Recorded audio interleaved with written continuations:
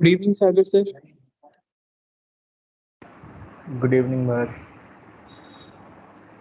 So can we start the session? Yes. All right. Ashika, thank you for coming.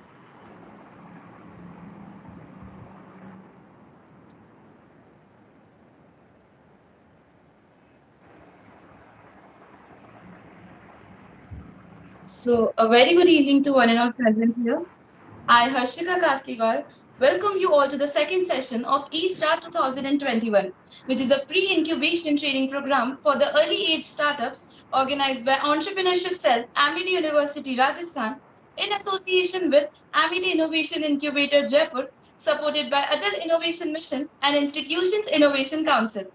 The course will cover almost all aspects from idea validation to market research to training and monitoring to business planning, prototyping, and demonstration. Today is the second session of the 8 weeks long launch. Hope this course will be a great learning journey for all of you.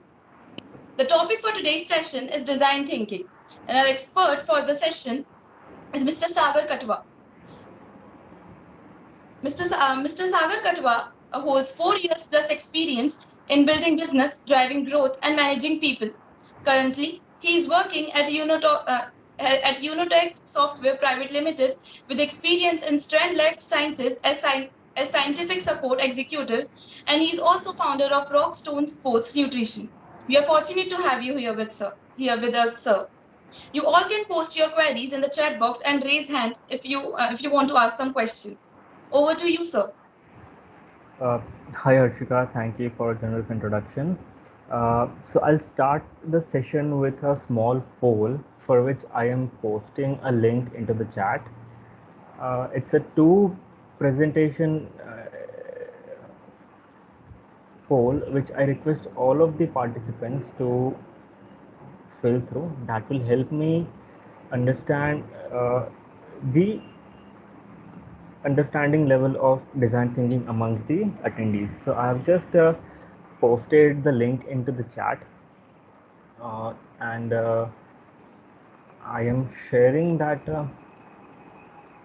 presentation on my desk. I request all of the attendees to quickly just go through that poll.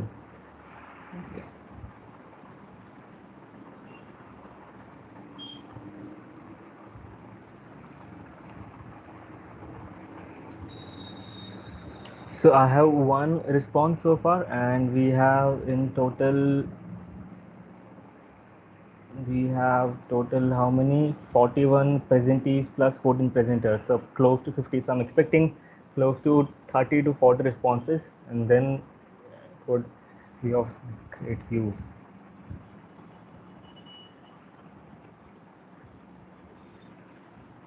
So we have 7 responses, going good.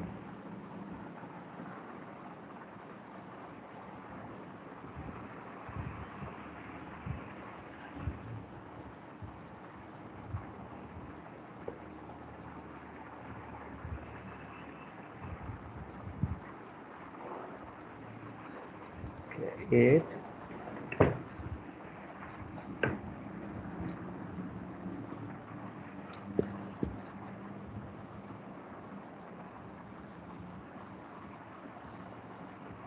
Okay, 11. Quickly, guys, let's wrap this up quickly.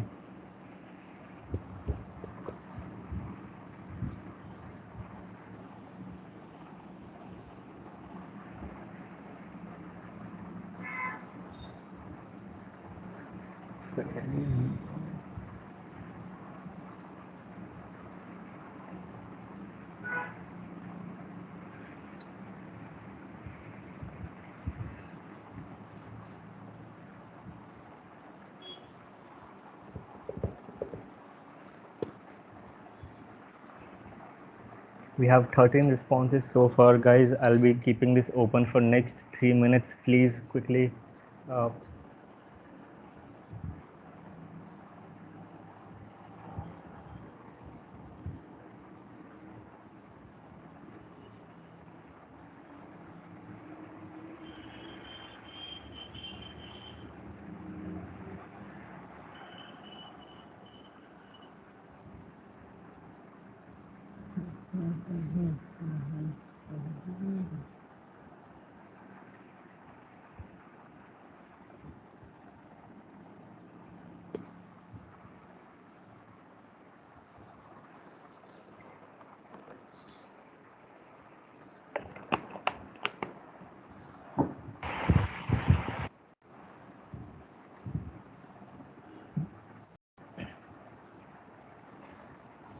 Okay, 17 responses. Can we take it to 10, 20, guys?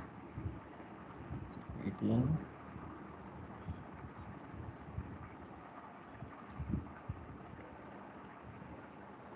Okay. So we have a fairly new audience today. Taking to second slide.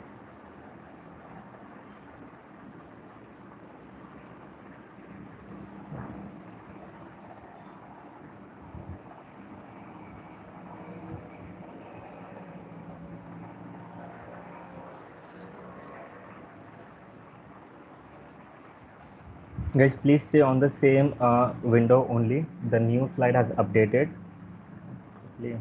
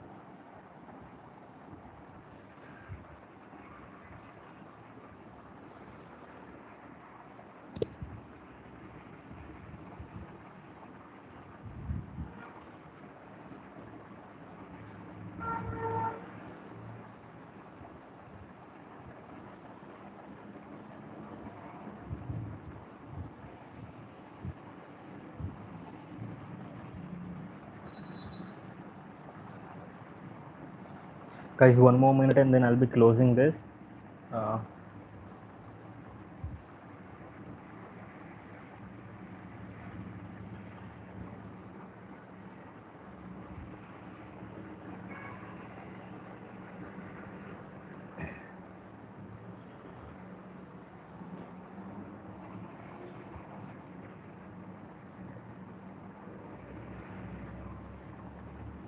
Okay. Thank you so much, guys, for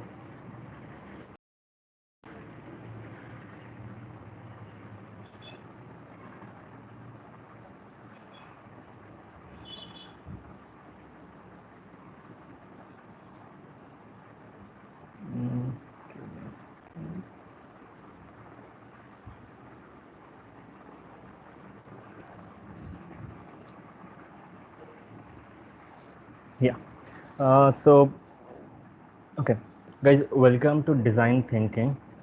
You guys must have seen PPTs, and the normal mode of delivering the lecture would have been a presentation or some sort of lecture. Today we are going to try something new, and we are going to do this a mural board.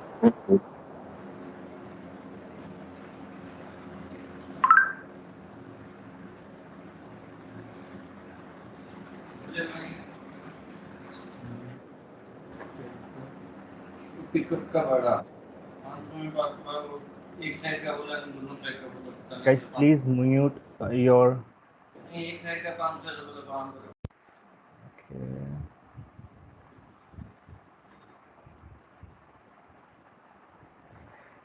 Okay, guys, so welcome to Design Thinking. Now, I could see that in audience, most of the people have a very limited understanding of this topic, and whoever have heard must have heard it from various sources with very limited understanding.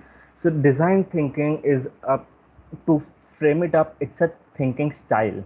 Like we have critical thinking, like we have analytical thinking. Design thinking is a style, and primarily what we do in design thinking is mentioned here.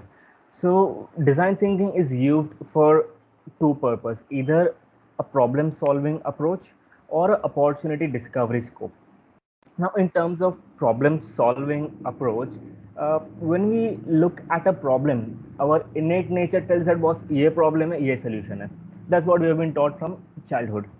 Any problem teacher throws at us, this is the solution, this is the solution, this is the solution. But design thinking kind of takes us little bit backwards to that, and it asks us that if this is the problem, then what all potential solution are there for this, and who are the people stakeholder are facing those problems. And wait a minute, in fact the problem which I'm looking at, is that the real problem to solve? So this kind of takes us to a different approach in understanding the problem environment and a challenge scope. Now, going by definition, just a minute, guys. I'm really sorry for this. I have a battery problem.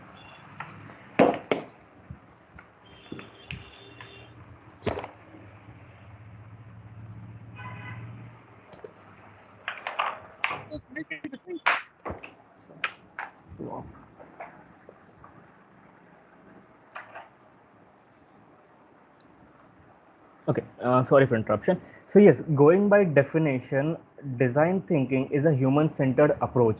When we say it's a human-centered approach, we are solving it for human. We are making it user-friendly, human-friendly. Hence, it's a human-centered approach to innovate. Now, when we talk about innovation, there are different ways and routes to innovate something or reach that innovation stage. I would say design thinking is a strategy to innovation, is one of the strategy to innovation. So design thinking is a human-centered approach to innovate, anchored in understanding consumers' needs, rapid prototyping, and generating creative ideas. So we understand for whom we are solving this problem. We prototype or we in fact generate quick ideas about what all could be the potential solution, and rather than jumping into the full-fledged implementation, we kind of prototype those ideas. And while doing this, what we achieve is we achieve a product or a service or an organization which are innovative in its own nature. So this gives a brief snapshot of what design thinking is. With this, so scoping this design thinking out, there is a framework towards a design thinking.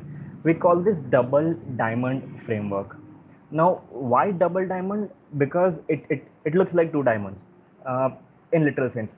Now, looking at the components, or I would say per se, the fundamentals of design thinking tells us that we converge, then we diverge, we converge, and then we diverge. When we say, is that the real problem? We converge out in finding what is the real problem. And in say when we say diverge, we diverge while understanding, okay boss, out of this 10 stuff, this is the real problem. I have done a root cause analysis, this is the real problem, let's diverge our focus into this. And then we again converge in fact saying, okay boss, this is the problem, what all solutions I can give.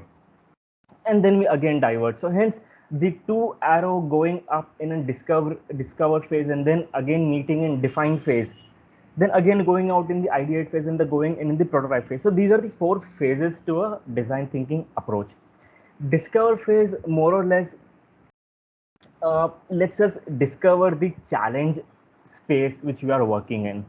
Now this framework we are considering at point for let's say we are solving a problem. There is a challenge which has been there in our head, or let's say I am an aspiring entrepreneur and I see there is a challenge in that area. Let me solve this and let me build a venture out of this. So how am I going to approach that part? So the first phase, which we call as a discover phase, lets us evolve or lets us expand our horizons into that problem space, with which we gather insights. We understand what all is happening in that space, and then we gather insights. With those insights, we pinpoint to a specific cause of that whole loop of root causes, and then we define that. This is the problem, this is the root of it. And then once we have figured out the root of it, we go and we explore that what all ways I can solve these problems. So then we ideate over multiple possibilities, and then once the ideation phase has reached out to the limit, once those ideation has been validated, we start with the rapid prototyping and validation. So I'll quickly, after this overview, I'll quickly jump into a very interesting use case which I've taken for today's session.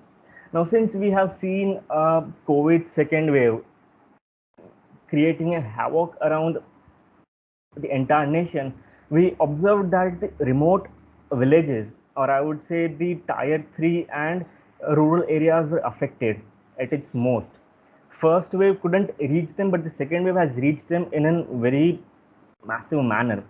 So I have taken a not a specific COVID approach, but I have taken a use case of a rural healthcare ecosystem and how we can apply design thinking on that scenario to create better outcomes. Or this can also be thought in terms that I am an aspiring entrepreneur and I'm wishing to start a new venture. I see there is a problem, or I see there is a challenge in that scope which I wish to solve. So how would I approach that with design thinking? So let's dive into it. Now, what we have here is a challenge. Now, we understood that people in remote villages are not taking timely visits and treatments during their early onset of diseases due to XYZ reasons, which leads to over complications.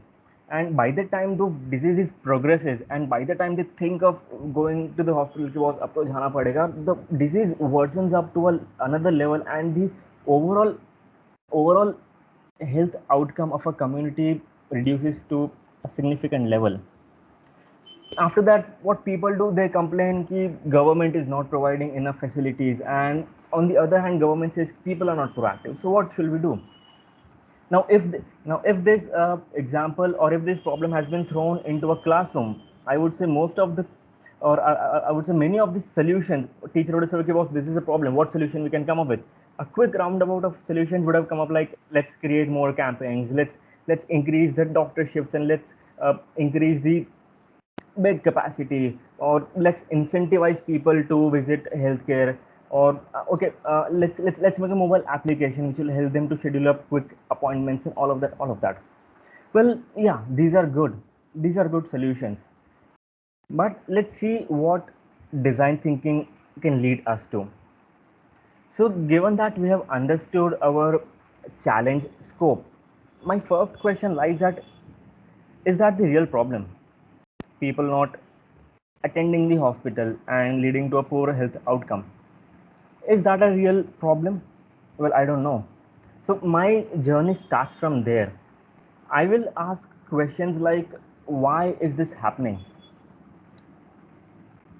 Why certain behavior in people is there? Why certain infrastructure and mechanics happening in these areas?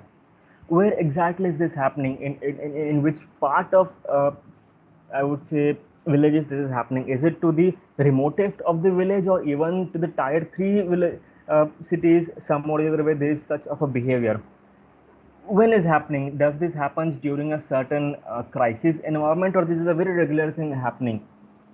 With whom this happens? So in case, who are those patients, or who are those people who are neglecting their need of an healthcare? And how is this happening, in sense that from a systems point of view, what are all those loops in the system which is leading this to happening? So a first step to our design thinking sprint starts with understanding root cause analysis. While asking these questions, we reach to the cause, which is the root, which is the fundamental cause, which is leading to the other thing, another thing, and this is the manifestation of that root. So I don't have to solve this problem, because this is just a periphery of this. I might solve this problem, and the root problem still lies there, and some another challenge would come up tomorrow.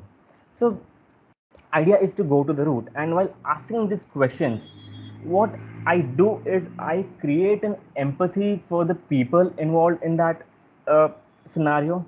I generate empathy for infrastructure in which I'm dealing with, and what are situations they must be dealing. So empathy stays at the center of design thinking, because when we empathize with our users, when we empathize with the people who are going through that difficulty, we understand what has to be done or what I would have done. So while asking these questions, we generate empathy for those people, and I believe people know we have a basic understanding of empathy is versus what sympathy and what apathy is. So empathy is basically getting into the shoes of other people, and we reach this empathy state by, I would say, with a two uh, with a two kind of research. We call this design research. Now what we generally do is, we there is a primary research which involves interviews with the people.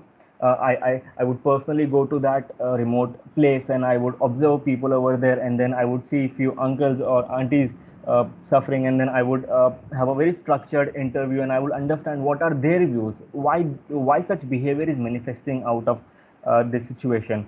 I would I would quietly sit and observe what people are actually doing in that scenario. I would go and sit at a remote uh, public health remote facility, and I'll just see what people are doing while they are coming and visiting a doctor. Are they taking medicines, etc., etc. That's the one side of research. We purely call it ethnography, where we understand users as much as we can by getting in their shoes. And there is a second part of the research which we call as secondary research, which we do on the desk. We look for the trends, we look for the technology to support that, we look for how the market is shaping, we look for what is the overall statistics of that case, we look at what is the overall healthcare burden on the system. We do some research. This is a second type of research. We do it on the desk. We uh, so with the help of primary research and secondary research, we kind of gather insights. Now idea of this phase is to discover your challenge as much as you can, because we knew that with the problem which has been thrown to us, that is not the real problem. So once we get into all of these activities, once we do the root cause analysis, once we ask questions, why, where, who is happening, and why this is happening, why this is happening, then why that is happening, why that is happening. So we keep on going into that spiral till we reach down to the core of it. And with this discover exercise, I think we lead. I think what we gather is, we gather insights. We gather insights which were not earlier visible to us, to normal eyes. And in our case, what kind of insights might be there? So when I say user interviews, we interview people, and we create those specific personas, that these are the specific user group or people group which are going through this trouble. So considering one of the example, let's assume there is a 40-year-old farmer who is kind of illiterate, and who just does farming, and he is kind of in an BPL category. Now what we understood, that the primary health facility which is there in villages. So what happens is, there is a town, there is a small town, there is a primary health facility which caters to close to 50-60 kilometer diameter radius of that whole taluka or village, or that district. So Mahesh, living in that village, has to travel close to 50 kilometers to reach it, even his primary health center. So that is the one thing which we figured out. The second thing was that usually what happens is, there are people in villages which we call as social health workers, who kind of create basic awareness among the people, and who kind of bridge the gap between the healthcare facility and the people. So what we understood, that the social workers in those specific areas, or in general overall, they have a very limited support to this, or I would say there are not enough activists or NGOs in this area who are working to bridge this gap, right? Then we understood that primary health center has a very limited devices, and even the doctor schedules are very radical, and even to get a basic fever or a blood test, he has to wait for 3-4 hours. So that leads us to 2 hours of one-way travel, 3-4 hours of waiting, and then 2 hours of one-way travel. So that's a roughly 6-8 hours of a travel and a waiting and all of that, to reach to that specific clinic and get diagnosed. And even we understood that the facility is not that adapt, or I would say the facility is not that pro. So people feel कि hospital गए नहीं गए फर्क नहीं पड़ता. There is not much of a difference it makes. Hence, all of these reasons might have manifested into such a behavior. Now we also understood, when we did research, we also understood that people uh, are willing to take treatments. As in, ऐसा नहीं है कि nobody wants to die. People want to get a treatment for their diseases, but the accessibility issues which we witnessed before might be coming in their way. So that is one thing, and which is making them hesitant. The another timing issue which we considered, that there was close to 4 hours of traveling, 2-3 hours of waiting, reporting, all of that, which takes around 6-7 hours of a person's time while he was sick, while he is sick. That's a lot of, I would say, a trouble a person has to go through to even get a basic health facility. And I think in villages, what we've understood is that people do rely on many of the home remedies, and they think that instead of going to the hospital and doing all of this, let's just take some home remedies and I'll be fine, which kind of leads to the behavior which makes them procrastinate about their health visits and all of that. And one last thing is, given such a primary health setup with a very limited facility caters to such a large number of uh, demography, um, there is a very limited setup to handle medical records.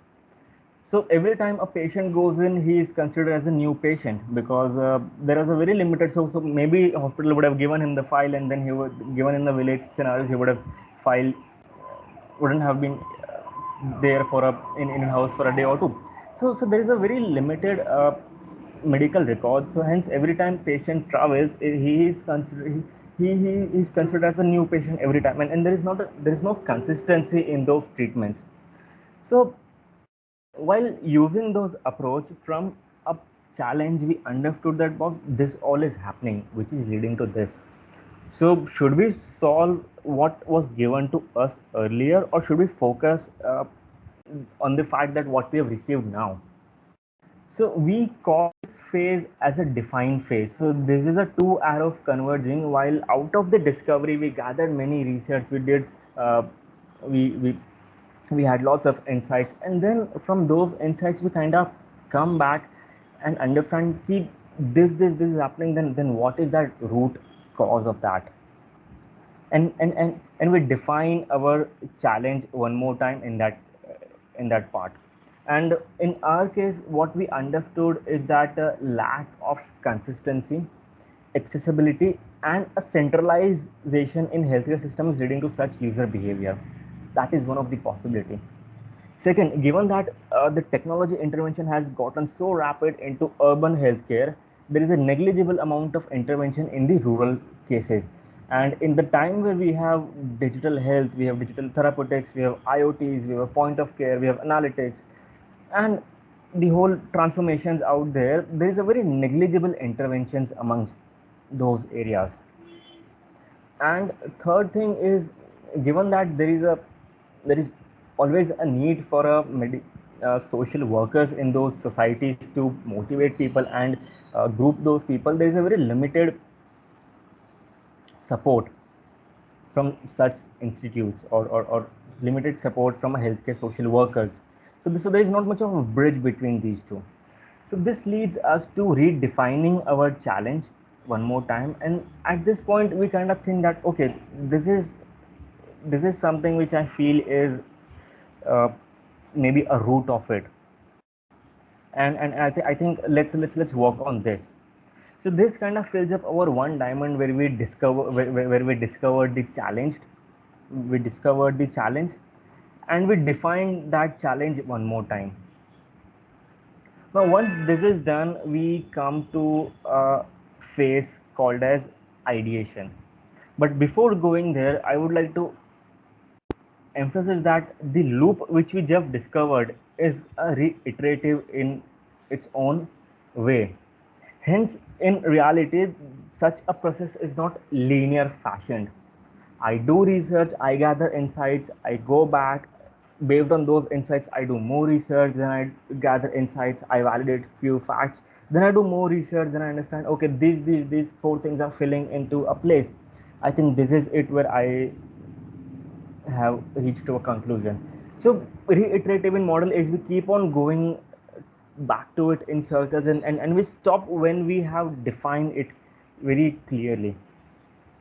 And once this uh, challenges has been defined, or I would say it has been defined, we do not jump onto directly solutionizing everything.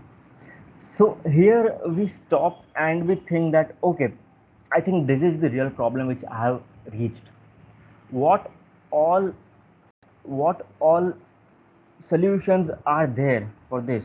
What all possible solutions could be for this? And then that leads me to asking questions of how might we questions. We call this how might we questions because this question in itself is a very exploratory in nature. How might we do this, we do that, we do this, we do that, so that even we are ideating on a specific area of a solution, we don't get to narrow onto that. I think when I said that maybe there is a negligible technological intervention, why don't I implement telemedicine? Wow, that's so simple. Let's do that. No, I don't think it is that simple. Hence, we come to a point where we again take a pause and we say, okay, how might we, given on our problems, we think that how might we reduce the time taken for patients to reach out to the doctors, quickly access blood reports, and get diagnosis and get treatment. So here I am not limiting myself to the fact that I will make a solution which I'm going to reduce the time. No, I am considering that possibility. Okay, how might we do this? Or how might I bring a digital transformation in remote healthcare systems which can enhance the infrastructure and make it more accessible to people? Well, that also can be explored. Or how might we make the system more inclusive in nature where all the stakeholders equally participate for the same cause? So with this, I again set into a exploratory journey where I ideate on multiple possibilities out there. I I think that okay, let's because there is a inconsistency and accessibility issues. Uh, let's try this. Let's do a telemedicine thing, or let's do a point of care devising. But in in reality, given that when we are dealing with the complex issues, problem solutions are not this simple. We given that there are people of a different cognitive load, of a different personas are involved, the how might we phase and the ideation phase has to be given a very uh, brief thought beside choosing onto or going into an idea phase, or even finalizing those ideas. Hence we go in hence what we do is we ideate, we select those ideas, we finalize on 2 3 stuff, and then we kind of rapidly prototype on that. Okay, I think telemedicine should work. Why don't I go and bridge some gap while at least helping them to understand the basic Zoom or Google Meet while reaching them, while reaching those patients, while making those patients reach to the doctor faster? Well, that can be tried. Let's do that. Let's try it out. So before I jump onto a full-fledged implementation of idea, prototyping is something which we always take care into. And in that case, if that prototype is not working, or if they're not that, we again come back to an ideation stage.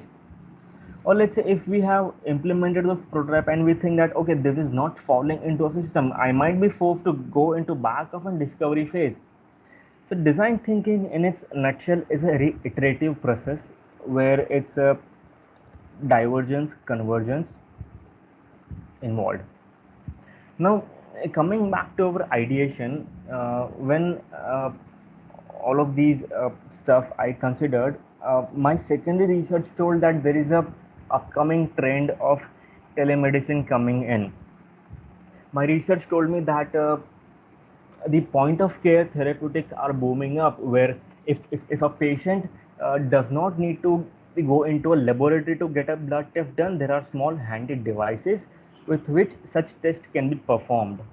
My research also tells that the whole system is now coming on cloud, and with a cloud computing we can access information from different part of the world. So I don't think a patient with a blood report has to travel 5 kilometers to another doctor and show him that, "Boss, this is my report."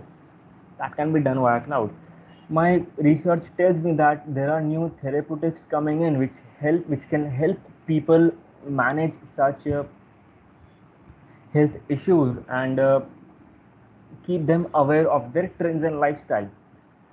My research also tells me that the whole data analytics, or I would say I can electrify the whole medical record system so that people don't have to carry papers all the time. So wow, all of this is good. Now, how do I how do all of these solution fits to my existing problem? And even in that case, does this all solution fits for the person I'm trying to solve this problem? So if I think in this way, that if a 40-year-old farmer has to use telemedicine and electronic medical records, I think it is going to be a very difficult for him to do all of this. Hence it leads me to thinking that in what all way, in what a human centered way, because at the end we are making a solution for humans, we are solving the problem for humans. So how I can derive a solution which is human centered, which is so easily accessible for my user that he does not have to think what is this. Thinking this in a way that I made an office chair. So I am working in an office chair manufacturing company, and I manufactured office chairs which kind of looks like a horse seat. Well, I thought that's a trend and that's a fashion, but okay, I am developing the solution for a corporate people. Hence, it should be centered around those personas. So that's where the human centered part comes in. So when I understand that, okay, these all are the trends and technologies coming up, all of these problems are being faced by my uh, users, what is it that I can do? So this leads me to again so this leads me to again a divergence into a phase where I might select onto few ideas, and then I might go into prototyping those ideas. So in this case, let's think of it in a way ki, yeah, telemedicine sounds good, point of care sounds good, cloud connectivity also sounds good, but how can we implement all of this? Maybe we can bridge in the social workers, we can give them a basic training of these technologies. This technology and these interfaces can be developed in such a way that they are so accessible to even this remote rural location of a people. The language and the interface has to be so adaptive that they don't have to shift their environment, or the cognitive load required to shift those entire environments are not high. So we develop such technologies, we make experiences very seamless, and we we say that social workers are going to get trained on this, and they are going to bring the awareness amongst the uh, village. And in our new scenario, after I have implemented a prototype, let's say if there is a patient who needs to visit a doctor, uh, he has been feeling feverish from past 2 3 days, and fever is not going down, what he might do? Then in that case, he might reach out to a social worker in that village. Social worker would be having a point of care device with him, with which he can do a blood testing. Once a basic blood test is done, that device might take an hour or so, depending on the complexity, to generate the reports. Once that social worker has taken in the sample, one way she could ask one possible way could be that the patient would be traveling from there to an hospital, and meanwhile he is traveling, the report which is generated by that machine is automatically uploaded to the cloud, and the doctor sitting in the primary health support has received that report. So before the patient comes in, the doctor has the primary diagnosis of that patient, and once patient comes in, the doctor says, give us this is the problem, go take these medicines and go home. This might even cut the whole time into a half. So this might be one of the solution. What else we can do is maybe we can bring in the telemedicine also into that part, where uh, patient who is suffering will go to a worker will facilitate a small call with the clinician. Parallelly, there is a blood report going on, and while the patient is in communication with the doctor, reports are generated and the doctor can see the report on his screen. The uh, medicines have been prescribed to those to that patient, and if those medicines are not easily available in that area, patient can ask somebody to procure it from a neighboring town, which might again relieve the physical burden from patient's end. So with this, we and with this, what we achieve is we achieved an outcome which is improved healthcare accessibility and definitely the resilience it brings towards the crisis. So let's say this is going on smoothly in a day-to-day life, and there is some major crisis like COVID coming in. This infrastructure is resilient enough to handle such crisis without hampering the overall healthcare load. So this is a very brief snapshot of how design thinking as a approach works. And since the example might differ from here and there, the process stays same, uh, where we as an entrepreneur do think that okay, I will solve this problem. I think my users are facing, or my users are uh, having difficulty doing this, so let's solve this problem for them. So there is a very good question for those people, that is that the real problem? So that's where the entrepreneurs start their journey of design thinking, and then they get into that discovery phase where they identify those problems, and they solve that problem, and they create a true value. And the value which is created is indeed an innovative in nature, because since we understood the innate needs of our customer, the solution which comes up is definitely something which has not been thought earlier. If I am going into a store and I am buying a drill machine because I want to drill a quarter-inch hole, then instead of designing a new drill machine, I might go and think that why that user needs to drill a hole. And that leads me to a question that okay, he might need to hang a furniture. Okay, so instead of letting him buy a drill and doing all of this, let's build a furniture which needs no holes, or which can just stick on the wall on its own. That is an incremental innovation which we talk about. So given said that design thinking as this process is a strategy to innovation, we see that how corporates and how major companies are, or I would say how this design mindset is being carried forward. So as I said earlier, design thinking is not is simply a mindset, a design mindset with design methodologies, which takes us towards the innovation. So when we talked about the divergent phase where I was discovering the problem, I was doing a research, I was kind of bringing in the insights. This is that phase, and this is literally this kind of iterative in its process. It's not a linear process. I might go and I might get lost into that, but eventually what I'll come up with is a pure insights and concepts. And once those concepts are been materialized, I might come up with a clarity, I might come up with a focus which might lead me to an innovation, to that design. So said that design led companies such as Apple, Pepsi, IBM, Nike, P&G, SAP have outperformed the S&P's 500 over 10 years period by an extraordinary 211% growth according to 215. The data is of 215, and this is what the power of design thinking is if done in a right way. And we know that these companies by its own nature have a innovation culture within them, and the innovation culture comes from the design mindset.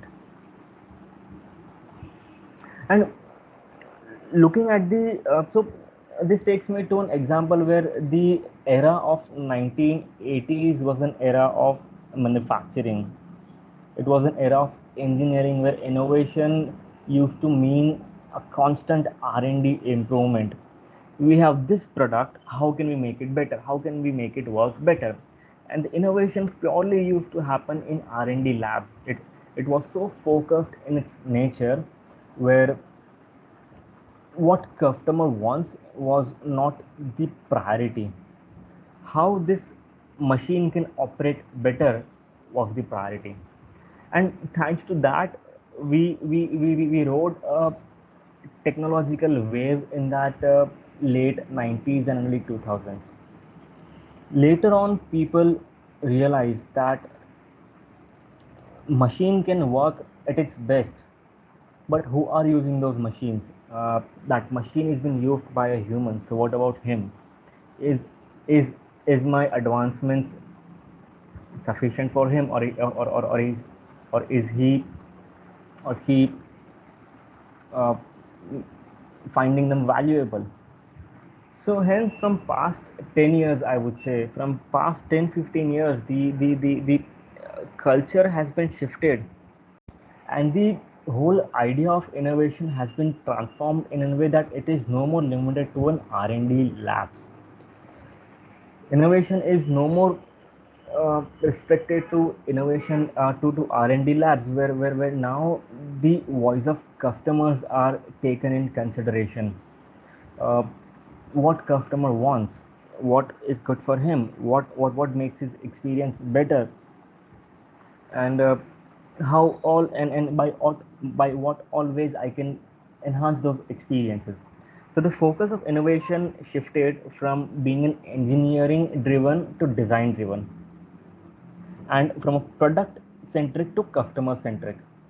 When we say that my product is the best in the market, does that mean that the experience it delivers to the consumers is the best, or is it developed while keeping the customer in center?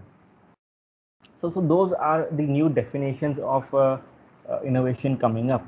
And from product centric to customer centric, from market focused to user focused. I don't care what all competition is doing, what new chips and all of that they are integrating into my cell phone. Is the UI of my cell phone that awesome of an experience, or is that driving the delight into the customer? Let's do that. And that's what I think Apple focused on. Apple was always leading into the terms of technology, with coming with while the whole world was bringing in 4 or 5 cameras aage piche into the phone. They stick to their core user centered part. Definitely after, in the end, they also brought up with multiple cameras, but the understanding is to that instead of focusing on where the market is heading and what all my competition is doing, my focus should stay in that, is my product and is the experience of my product delighting to my end user or not. So this kind of gives a snapshot this kind of gives us a snapshot into a design mindset, and how design thinking is a is a validated approach towards an innovation. And when we say innovation, design thinking leads us to more of a incremental and incremental innovation and known to us innovations. When we talk about radical innovations, there is a completely different approach which goes into. And by radical innovation, I am talking about the iPod. While the whole world was using Walkmans, and the Sonys and of the time have been developing Walkmans, and all they were doing is improving the color of Walkman, reducing the size, doing that, doing this. Apple was the one who came with a radical idea and to bring in an iPod. So definitely there is a touch of design thinking into that, but but that is a more of a deeper subject to it. So uh, coming from a strategy to innovation, we will we will see that how design thinking and how innovation uh, can be figured out as a sweet spot for today's entrepreneurs. So when we so when we have an idea, or let's say we have a we I'm an entrepreneur, and I have a beautiful idea in my head, and I think this can help me solve this problem of my consumer. Wow, great. Now, since now before I jump into directly developing the venture, I think there are two three steps which have to be validated, and with the help of design thinking, it becomes very easy. So while in a discovery phase, I am thinking of a I am thinking of uh, the problems, the root causes, and while I'm interviewing those customers, uh, I bring in that, okay, you are facing these problems. How about one of this as a problem? You think this can solve your problem? And with series of interviews and with series of such interactions, an entrepreneur can validate his desirability part of it. So we call this circle as a desirability, and it kind of validates the point that are we solving the right pain point. So once that has been identified, we think that, okay, my solution is desirable in nature. If tomorrow I bring in this product, there are going to be the people who are going to buy this. So the one checkpoint is that the idea or a prototype should be desirable in nature. Okay, customers are loving it, but how about my core strengths on that? Given that what market is right now, with the research, I understood what trends and technologies coming in. Do I have enough resources, or would I be having enough operational strength to build that product? We considered that as a feasibility part of it. We say that, okay, my idea is desirable, but it's not feasible. Then I have to tweak it around a little. My idea is feasible, I can do it very well, but I don't think my customers want that, or that's the right problem I'm solving. So then the desirability is a toss. And the third pillar comes to this is the viability of it. My idea is desirable in nature, it is also viable as per the market, but I'm not able to generate a, or it won't be able to generate a positive cash flow. Means I won't be able to sustain longer. I might be giving a hell lot of value to my customer, which I'm able to do, but what if I'm not able to capture that value for my own venture? And then that venture is not going to stay viable for quite long. So does that desirability and feasibility fills into the long term growth, or does our solution has a potential to grow in long term? So when these three modules are being finely tuned, we reach to a sweet spot which is novel in nature, and we call it, okay, this is an innovation which I've reached. I have built something which is desirable to my customers, which is also feasible for me to do, and I can grow onto that. Wow, I've created something great for my customers. And with this, we find that sweet spot. And if I were to compare these diagram with a business model diagram, with a business model canvas, the desirability part fills into that customer segment, that value proposition, and those channels and relationships. if my that part of the business model is defined clearly, or if that is strong, means the value which I'm proposing is right for my customers and the channels which I'm using is appropriate for them. Hence, the solution is desirable. Feasibility comes into the left side of a model where channel partners, my operations, my resources come in. If I have enough resources with me, if something which I'm not good and I have a good network out there who can do that for me, if that part of a canvas is being taken care of, my solution is feasible in nature. And obviously the viability comes to the cost and the revenues of it. So if my cost and revenues are balancing out and I have a positive cash flow, not today, maybe in future, but there is a scope of a positive cash flow that says that the solution is viable in its own nature. Hence even looking at a business model and looking at this, one can easily diagnose their problems. One can easily understand where they are going wrong in their entrepreneurial journeys, because if something is so, yeah, so the sweet spot is difficult to find, but with the right approach it can be achieved. So with this, I would like to sum up the or I would like to sum up the whole design thinking as an approach which you covered into a brief. Definitely the subject is understood well when practiced. The subject is not a theory but a practical in nature. When we actually jump onto those grounds and we uh, go through each of those phases, the key takeaway from this session, what students can take, is that there has to be a little shift in the mindset where we always think that this problem, this solution, my problem has these solutions. Maybe a small pause can be taken and rethink, and that problem can be rethinked in its own. And that is one of the key takeaways. Another key takeaway is to understand what and to understand that design thinking is a mindset. It is a way of doing a root cause analysis and developing that human centered acumen towards solving your problems or finding out new opportunities.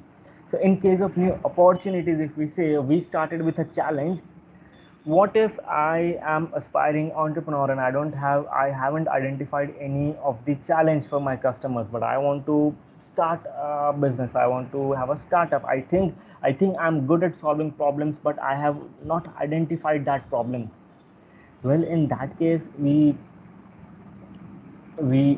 take a slight approach towards the discovery phase and we pinpoint towards the interest areas. Well, I would say I want to solve problems of, I want to solve problem in a medical device space, or let's take an example of I want to solve a problem in e-commerce space.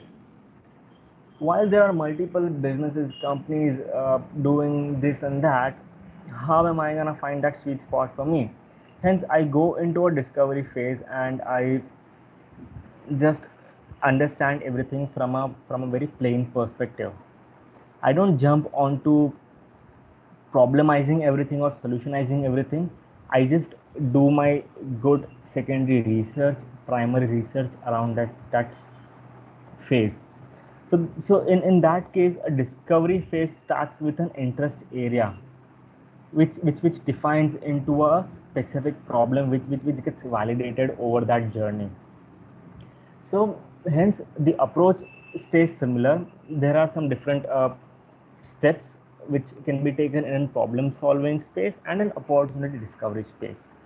So with this, I would like to conclude this session on design thinking for today, and we can open up for Q&A. I have kept a decent amount of time for Q&A because given that this topic is more of a practical, I would like to understand what all questions people have in their mind, or they have generated after going through this small of a session. So yes. Let's open this up for questions.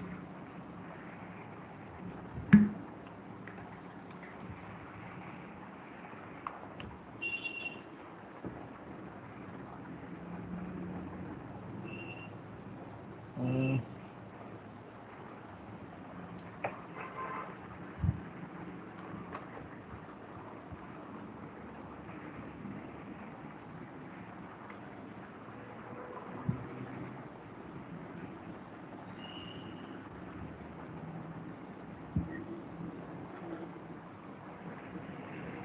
Uh, okay, I can see one raised hand from Manmeet Kaur. Yeah, okay. Um, okay, so we have first question is design thinking is basically market research. No, it is not a market research. The one of the method is research which takes a more intimate research of our consumer segment. Market research is something which we do on our desk. We look at the stats, we look at the reports, we look at XYZ stuff. But in design thinking, we call it ethnography. And with that ethnography, we take a very close and intimate view over our customer, and we try to understand the innate needs of that customer, which market research won't be able to provide us. Yeah.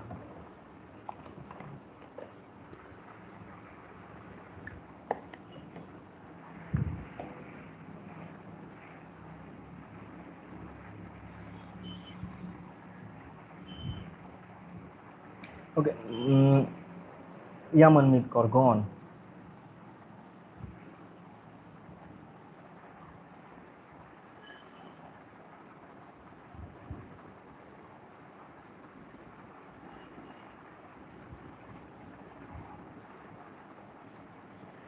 Okay.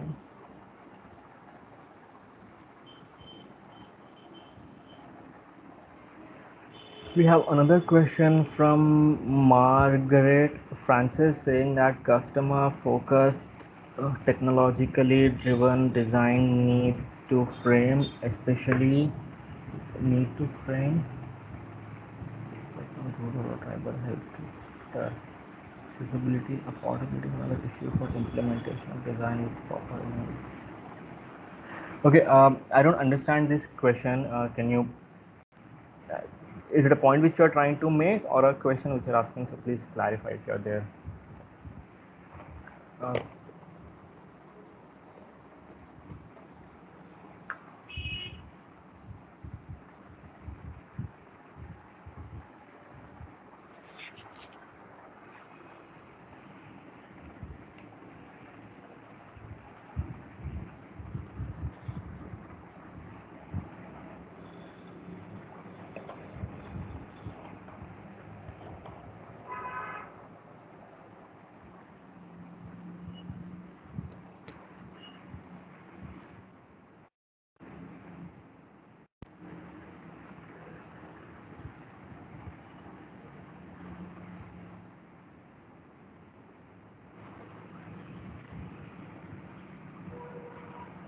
Okay, so any specific tools for design thinking, or it's just Q&A that we have to do ourselves? No, there are definitely methods to that.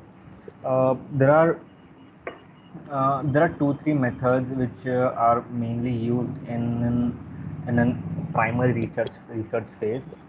We so after we understand our customers, we kind of create a questionnaires for them for interviews, and after we have interviewed them, which is indeed in itself a very sophisticated task, the responses which we receive, we frame it in a form of empathy map. We call it an empathy map. Now what an empathy map is, it's a 4-quadrant map which tells that which kind of give me a second, I'll show you.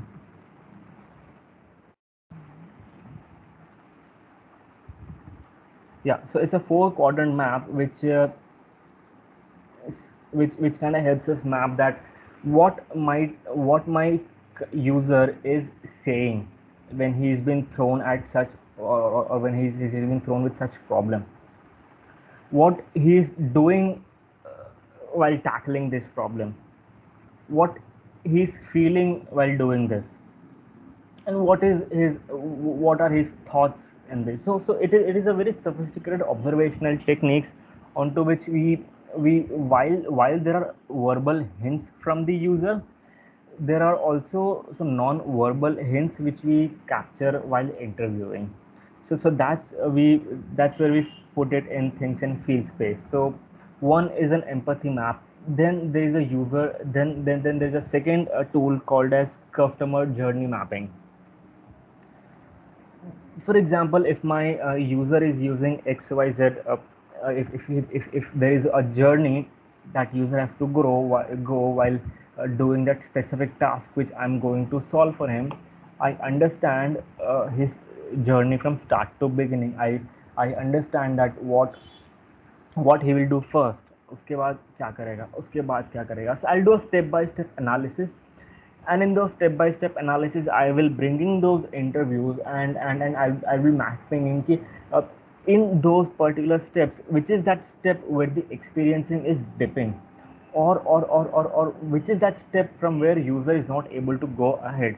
So with the help of user journey mapping, I would be able to find out those pain points into this journey, which will I which I will ideate on to solve onto. So yeah, these are two major tools, and then there are of course many of them. So yeah. Okay, we have a question saying design thinking is attributed to ideation stage, or it can be helpful for business model development for startups. Please explain.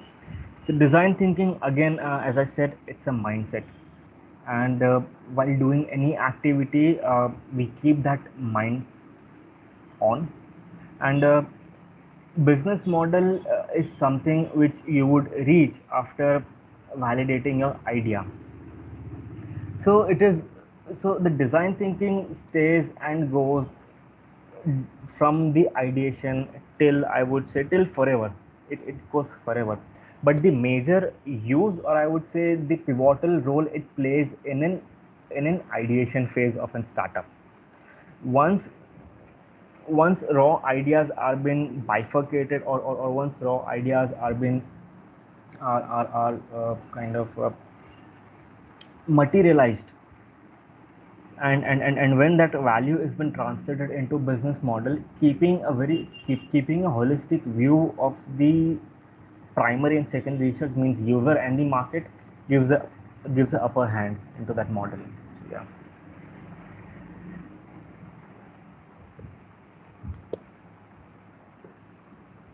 It's an overall journey which it starts, you start from beginning, and since it's a iterative phase, you would have ideation phase may you would have thought on of an idea, you kind of validated it with a basic interview, it's fitting into the place, then you translated it into a business model. Apparently while prototyping, some of maybe the viability is not there, though you again go back to the research and you kind of ideate on something else, and then you take a research and बोलेंगे boss ये इसके बदले ये मिलेगा तो कैसा ठीक है, and then you again come back to, so it's more of a iterative process, and it follows over the whole journey.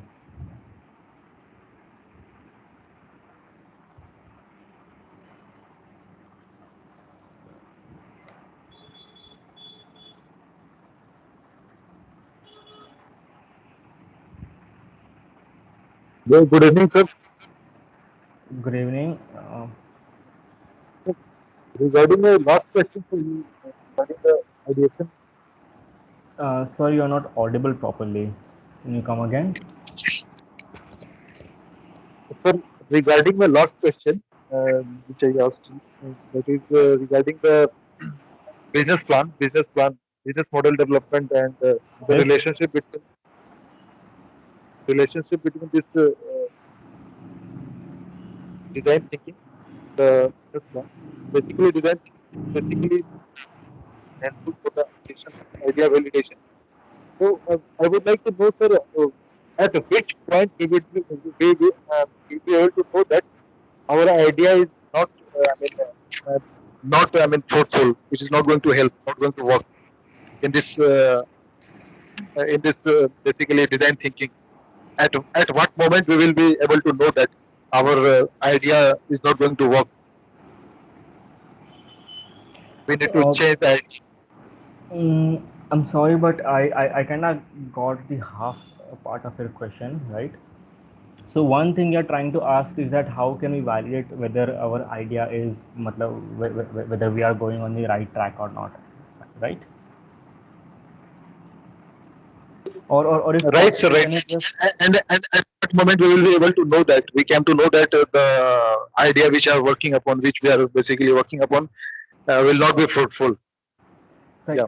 So ideally, that's where the rapid prototyping comes in. When you're working on an idea and everything kind of fits into the place, instead of going into a full-fledged solution, you start with a low fidelity prototypes. Instead of implementing the whole telemedicine solution over a village and kind of setting up the infrastructure, etc., I would have just introduced 2 3 apps, would have gathered 2 3 doctors, and would have just let those customers try it at least. Cost negligible, infrastructure negligible. I kind of prototyped my service in a way, in a low fidelity way, which led me to validate ki whether this will work or not.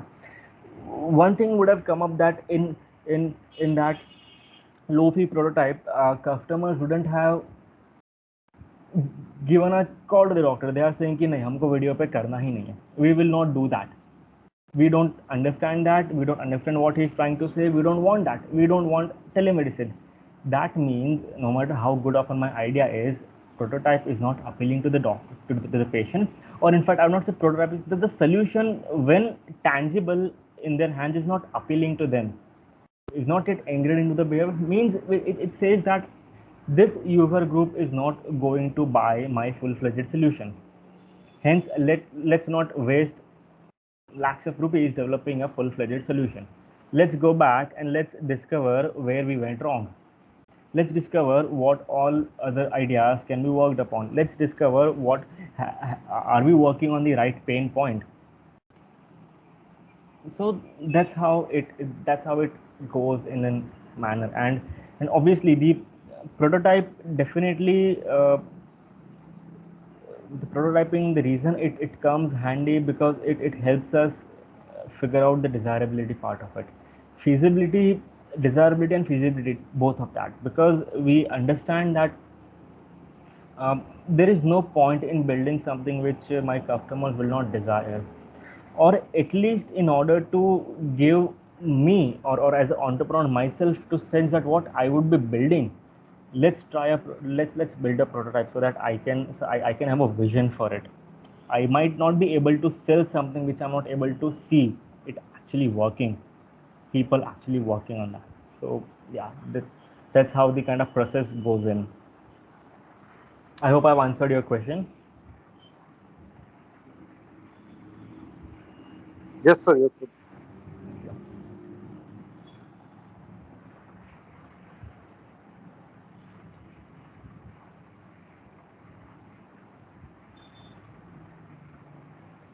uh, Come on guys.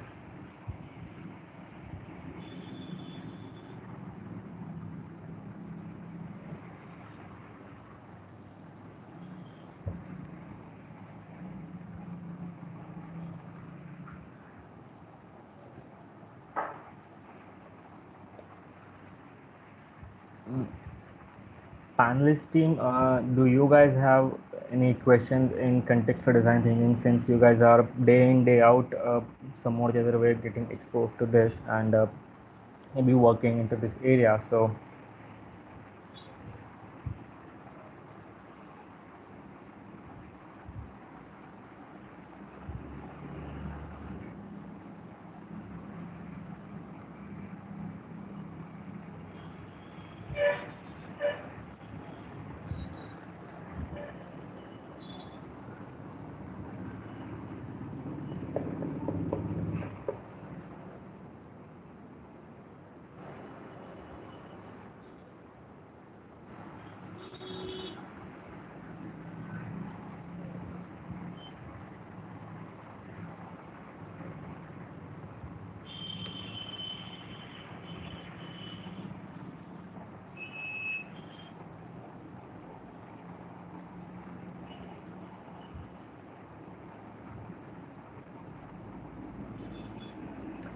Can we apply design thinking on existing businesses?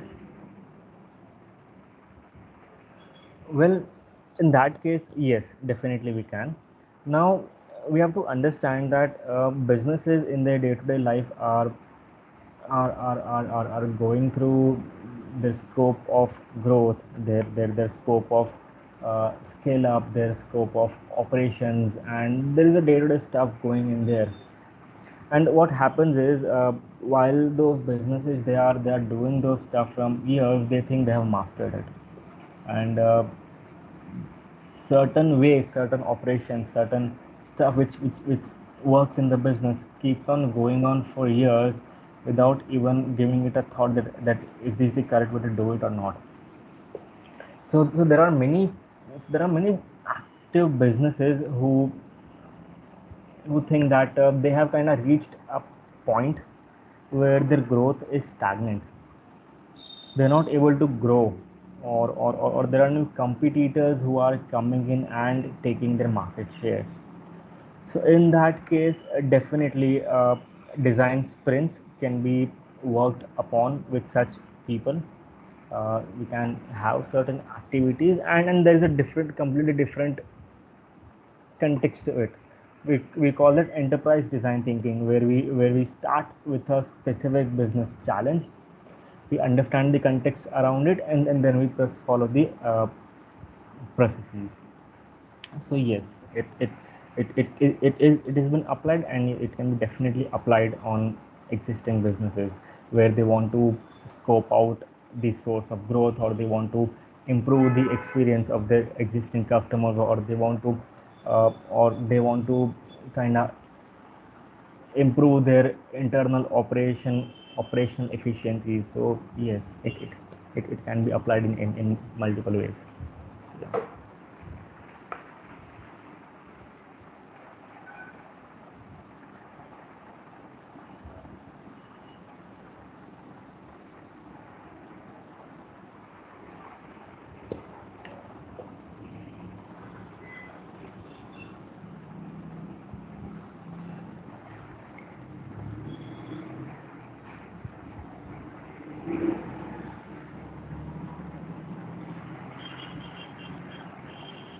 Guys, uh,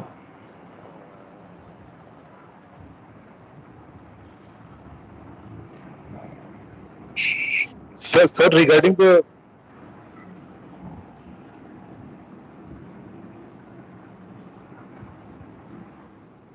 hello, yes, I'm listening. sir, regarding the existing business as you mentioned, but sir, in the existing business, do there is a need of prototype because it's a already existing business.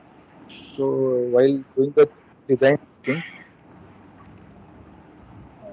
suppose the problem area is in the existing business, there is a stagnation. Growth is actually entrepreneur is not seeing the growth year by year, year by year. Hmm. There is a stagnation. Then he would like to and, challenge himself or challenge the business, so that Right, can come with a proper solution or maybe a redesigning of the business right. Okay. in that Uh, particular situation. okay. So here, when we say prototype, we are not limiting ourselves to a tangible product development part. And since businesses have their existing products, thinking again comes as a mindset which can be used in a way ki if my customer growth is stagnant, what all different marketing approach, sales strategies, growth strategies I can use. I will go out and speak with my existing customers saying ki, are you happy with my product? Is I will speak with those people who are not using my product, and I will speak with them saying ki, what all you find better in other products. And while doing all of this, I might come to a conclusion where I would say that my product is not appealing anymore to my customers because of XYZ reason. Maybe my marketing communication has gotten in a way where my customer thinks that it is a fitness product, but I am marketing it as a pharmaceutical product. My product is a nutraceutical product, but I am marketing it in a pharmaceutical manner. Hence, it might be a good multivitamin for them, but they think it's a medicine which only doctor can prescribe.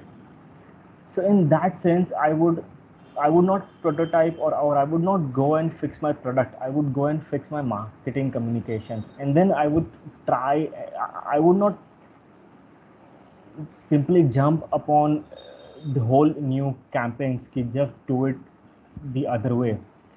I would try and I would start by small. I would alter one or two marketing campaigns, and I would alter my communication into that.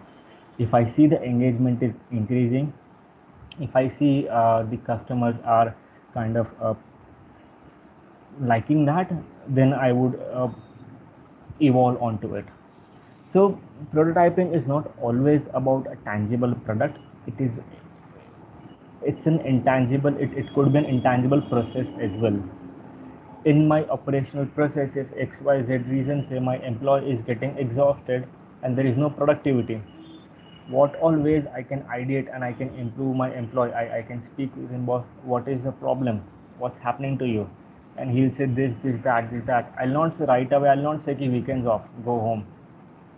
I will think, and I will start on implementing the solution one by two. I might buy a new software which will reduce the operational headache on that XYZ employee, which might help me, so, which might improve his productivity. So it's not always a tangible in nature. So yeah, we primarily call this, so this is a complete, so enterprise design thinking, or we call it design thinking in businesses. This is a whole new chapter. We call it business design. How can we design the businesses? So yeah.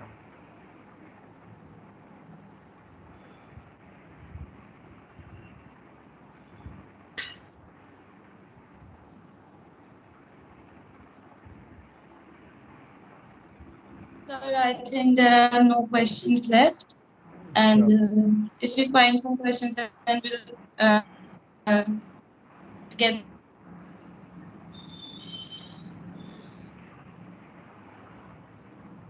them answered. Sorry, your voice is cracking. I'm not sure whether it's my network or your.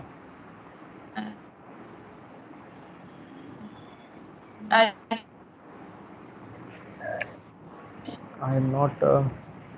Thank you. Harshika, I'm not able to hear you properly.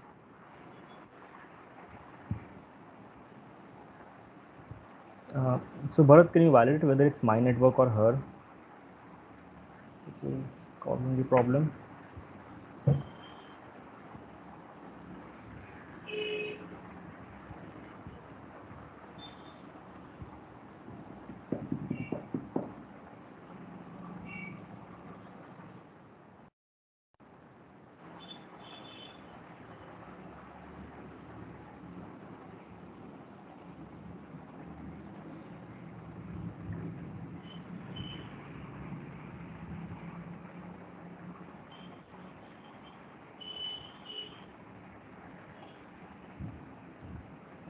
So I think we have last question here saying, will this help in demand creation as well for existing business? Definitely.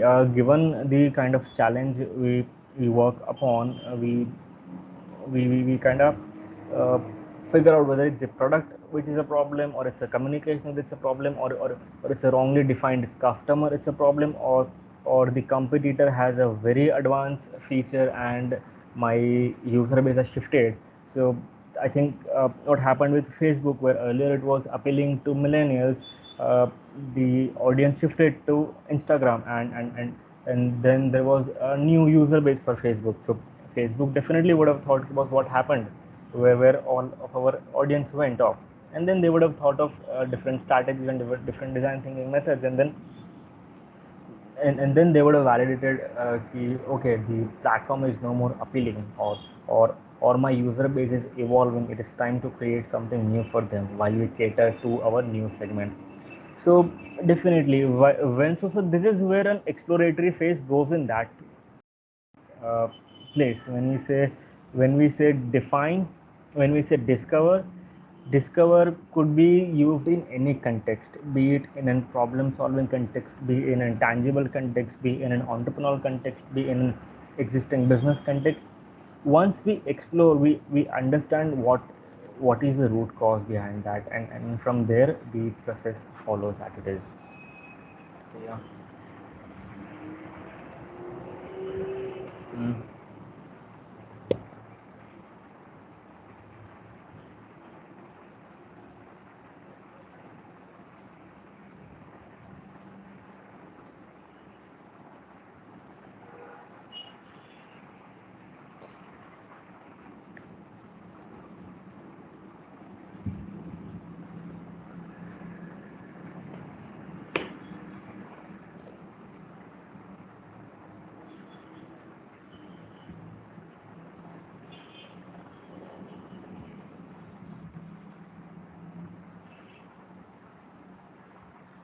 So I guess there are no more queries left to.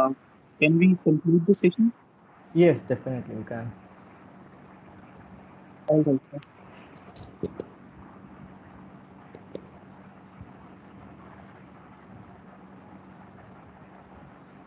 So with this, ladies and gentlemen, we have come to the end of this very wonderful session by Mr. Sagar Gupta, sir.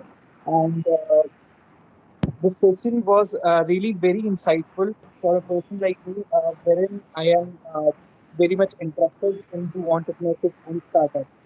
The session was really fruitful, and on behalf of entire entrepreneurship cell team and Amity Innovation Incubator Jaipur, I would like to thank Mr. Sagar Katra sir for imparting his kind knowledge to all of us. And I would also like to extend my very heartfelt gratitude to Dr. Manju Kaushik, organizing chair of this pre-incubation program. And at last, thank you so much, all of you, for joining us for today. All the sessions will be conducted for the timetable given to you. And the next session on this would be on so kindly join the session for the timetable. Thank you so much for this. Thank you, ESL team, and thank you, faculty members, for having me here. Thank you all. It was a pleasure hosting you, sir.